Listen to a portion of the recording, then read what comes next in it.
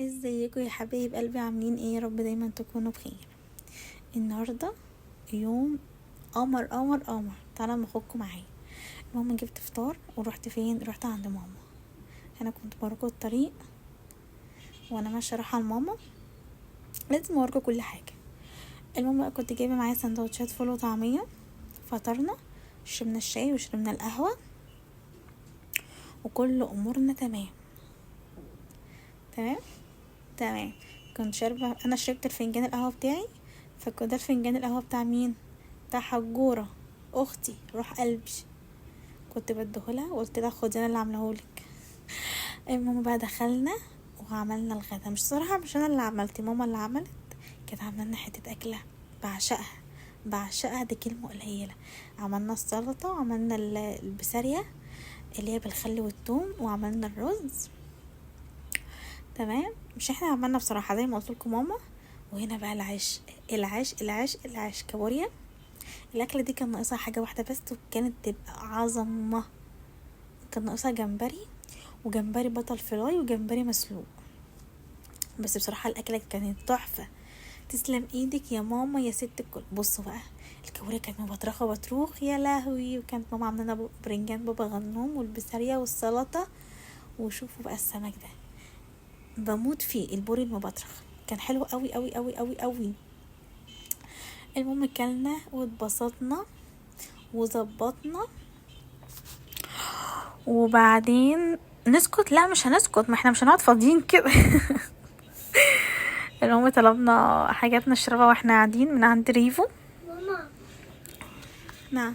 قولي له اللي كنت معايا يا جماعة وانا قاعد.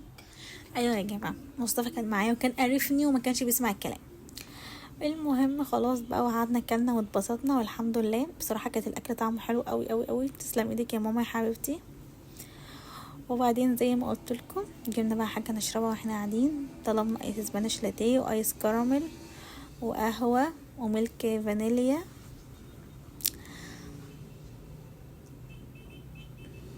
قولوا مين هنا اللي بيفتح الكياس الشنطه بتاعت ريفو؟ هجوره. ايوه ما هي اللي عزمانه. فقلت لها ما حدش هيفتح الشنط دي غيرك، انت اللي صارفه ومكلفه.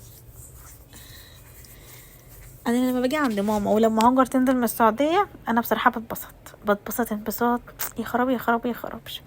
المهم شربنا وقعدنا نلعب ونهزر ونضحك وقعدنا نتكلم ولعبنا لعبه الصراحه ولعبنا شويه حاجات حلوه. وبعدين نسكت؟ لا ما نسكتش. طلبنا اكل تاني، ما احنا مش هنقعد فاضيين. وكنا طالبين ده بتاعي الايس كراميل ده بتاعي، فلازم اوريكم الستوري اللي بنزلها على انستا.